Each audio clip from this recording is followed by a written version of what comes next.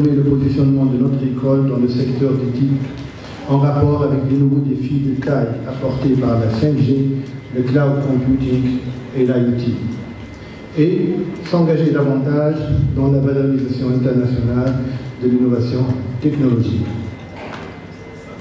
Dans les années à venir, SUBCOM compte former des ingénieurs et des docteurs de haut niveau capables de répondre efficacement aux enjeux techniques et scientifiques de la société et présenter au niveau national et international une force de réflexion et d'action de premier plan dans le domaine de l'enseignement supérieur et de la recherche scientifique, en s'appuyant sur le développement des ressources et des compétences et l'amélioration de l'efficacité. Aujourd'hui, l'impact positif que SUBCOM a auprès des élèves ingénieurs, des chercheurs et des partenaires industriels, fruit de l'engagement et de la qualité exceptionnelle de ses enseignants et ses partenaires, n'est plus à démontrer. Toutefois, SUBCOM ne compte pas rester là. Il s'engage à poursuivre son ascension et à se fixer sans cesse de nouveaux objectifs stratégiques et à les atteindre. Pour ce faire, SUBCOM doit continuellement développer son réseau d'entreprises partenaires pour appuyer la recherche appliquée, renforcer sa participation dans des projets de recherche innovants sur le plan international, s'engager de plus en plus dans la valorisation internationale de l'innovation technologique et lancer son propre incubateur dans le but de créer des startups high-tech innovantes et compétitives à l'échelle nationale et internationale. SUBCOM a récemment réussi à réformer son plan d'études pour pouvoir intégrer les technologies de pointe et prendre en considération les nouveaux besoins du marché d'emploi en offrant des parcours orientés métiers permettant d'adapter la formation d'ingénieurs en télécommunications aux exigences du milieu socio-économique et en se référant aux nouvelles pratiques pédagogiques relevant de la pédagogie active et l'approche par compétence. Cette orientation a pour objectif majeur de rendre l'étudiant acteur de sa formation en développant ses compétences scientifiques et linguistiques ainsi que ses capacités d'adaptation, et ce, afin de le préparer aux responsabilités qu'il exercera en tant que dirigeant du grand projet au cadre supérieur au service de la société de l'information. En plus de cette volonté de continuer à consolider et préserver sa place de production en Tunisie, l'école ambitionne de se hisser en premier rang dans le domaine d'éthique à l'échelle africaine, aussi bien en termes de qualité de formation d'ingénieurs et doctorale qu'en termes d'adéquation aux besoins régionaux et internationaux en TIC.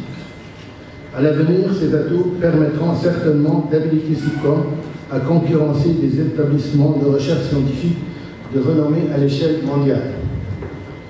Notre école doctorale de SUBCOM a été créée en 2008.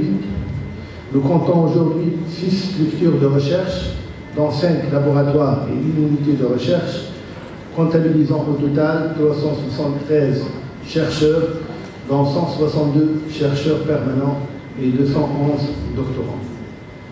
Elles sont COSI, Communication Signal et Image, Mediatron, Réseau Service, GRESCOM, Green and Smart Communication Systems, Innovcom, Innovation of Communicant and Cooperative Mobile Laboratories, CNAS, Communication Networks and Security, Sécurité numérique, unité de recherche. Ma collègue, professeur Amel Benazda, nous donnera plus de détails concernant ces structures et ces actes de recherche dans son intervention de tout à l'heure. Nous avons délivré jusqu'à aujourd'hui 131 diplômes de doctorat, une trentaine d'habilitations universitaires. En ce qui concerne les publications scientifiques, nous sommes leaders en Tunisie pendant les 3 dernières années, aussi bien en quantité qu'en qualité, avec 281 publications dans des revues internationales, dont 77% avec un impact factor, et 752 publications dans des conférences internationales, dont 65% classées dans la liste CORE, des conférences classe A et classe B. Nous sommes aussi actifs en ce qui concerne l'innovation technologique, avec une vingtaine de brevets internationaux.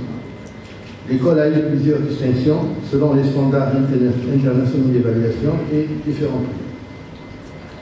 Ces journées seront une opportunité pour les différentes structures de recherche pour exposer leurs travaux et perspectives en rapport avec les challenges de communication 5G, cloud computing et IoT. Nous avons invité les différents acteurs de la recherche scientifique à l'échelle nationale, des experts de renommée internationale et des intervenants du monde industriel dans l'éthique.